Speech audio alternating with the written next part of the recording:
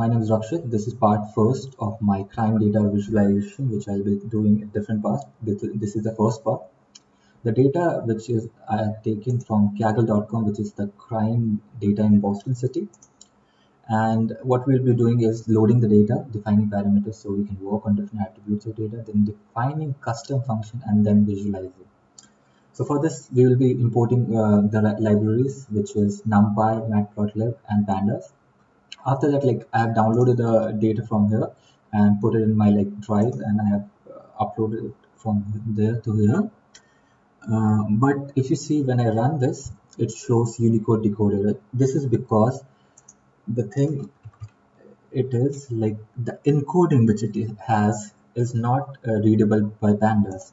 So what we will do, we will pass encoding equals to Latin in this, and it will be readable. So over here it is readable, and then I save the file to a new name, and then I again read that so that I don't face this kind of problem for the future references and everything. And this is the data. If we see the shape of the data, there are more than 3 lakh entries in rows, and there are 17 columns. And if you see the info, there are a lot of non-null values, and there are also a lot of null values.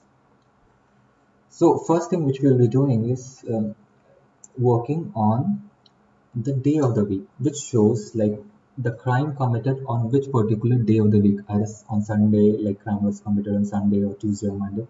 So what we'll be doing is we'll be grouping them by Sunday, Monday, Tuesday, like that, by the day of the week. So we can define a particular number to each day, like how many crimes were committed on that particular day. So we will using group by function, and we'll name it as crime weekly, and df is the data set we have, and df.group by day of week, we will be using the column name of day of the week. What this will do is it will find all the unique values, and it will define a particular number to it if we put the .count function over here.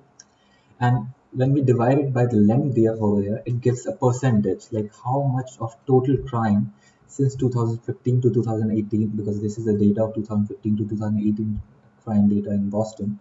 So it will give us a particular number, how many crime in percentage was committed on a particular day. Like on Friday, 15% of all the crime were committed on Friday. On Monday, 14%. These kind of things will happen. But if you want to visualize it, the order is not correct. We want it from Monday to Sunday. So what we'll do, we will create another data frame over here, and we'll pass it in this crime weekly um, over here, and we will get a ordered function. When we get that ordered function, we can then create now graph over here. We will create a bar graph over here. So this is how everything has already been done. So we plot the bar graph, and this is how on Monday this much of crime was committed, and this is more fun than watching these tables. So yeah. Now what we'll be doing, the crime committed yearly. The way we did group by as per weekly, on the weekday, we will do the same thing with yearly, like 2015, how many crimes were committed, total number of crimes since 2015 by to 2018 will be used in this, and the percentage will be 2015 crime percentage since 2015 to 2018. So this is how it is done.